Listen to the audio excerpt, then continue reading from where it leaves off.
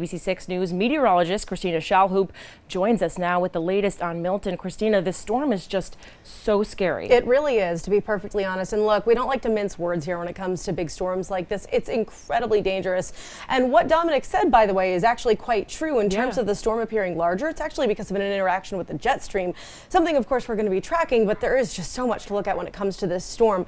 We'll start with this, the facts and figures. We've got a Category 3 storm on our hands. That means this is still a major hurricane.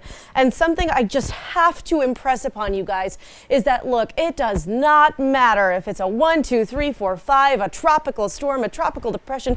These storms are bad. They're big and bad, and they cause a lot of destruction, no matter what the category is. So yes, it is obviously worse that it's a major hurricane, but even let's say it were a Category 1 at landfall, that's still an incredibly destructive storm that needs to be taken seriously. I really hope for those of you who have friends and family in the Sunshine State, they're doing just that. Again, this is currently Category 3, moving toward the west coast of the peninsula of Florida, looking to make landfall somewhere between Lee and Pasco County, two counties that unfortunately have seen far too much damage when it comes to storms of the past. More on that in just a second, but I do want to go through some of the details here. One thing we're watching very closely, of course, is storm surge. Storm surge is actually the #1 killer when it comes to these systems because it's actually just like a wall of water being pushed ashore by such a big storm. And we can see the storm surge numbers going up toward 15 feet.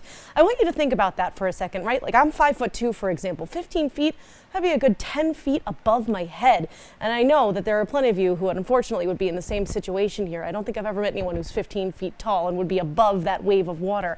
Something else that's really important to watch are watches and warnings across the area. We've got millions of people under hurricane warnings, hurricane watches, flood watches, tornado watches, tropical storm warnings.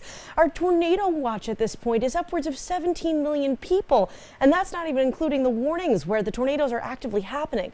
But what makes this storm even worse than it already is? Nothing I've said is good news, right? It's all been bad, and that's just the reality of what's happening in Florida. Well, there are some kind of extracurricular factors, if you will, that make things even worse. First of all, this part of the country is incredibly vulnerable. We've had a lot of big and really bad storms in Florida over the last few years, like Ian, Idalia, and Debbie.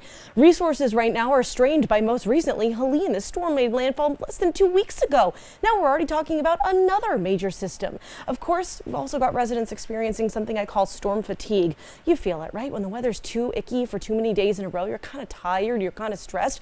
Well, imagine that with hurricanes. You've got 2 in a row. That makes you exhausted mentally, and it sometimes leads to poor decisions like staying in mandatory evacuation zones. Now, where does this storm go next? Again, we are expecting landfall by late tonight as a Category 3 storm.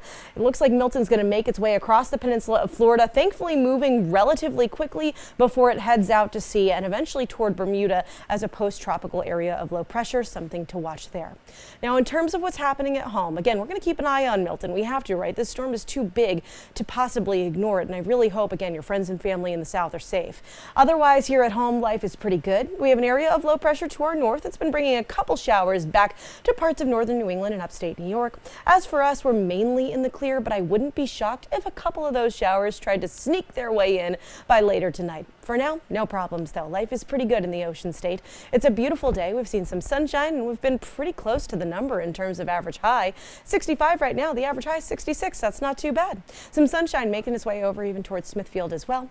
Overnight tonight, we're a little bit cooler, 44 degrees, relatively chilly. Maybe open the windows, air out the house before it gets too cold. Tomorrow, we end up with a chilly day as well. 59, plenty of sunshine. It's beautiful. Maybe a nice day for a sweater, if you will. And that's what we're going to have, kind of rinse, repeat without the rinsing on Friday anyway. Saturday, we get a little bit warmer. We end up at 72 degrees before we have a system bring back the chill and a couple of clouds and showers as well. That's going to be as we head toward the end of the weekend, Sunday into Monday.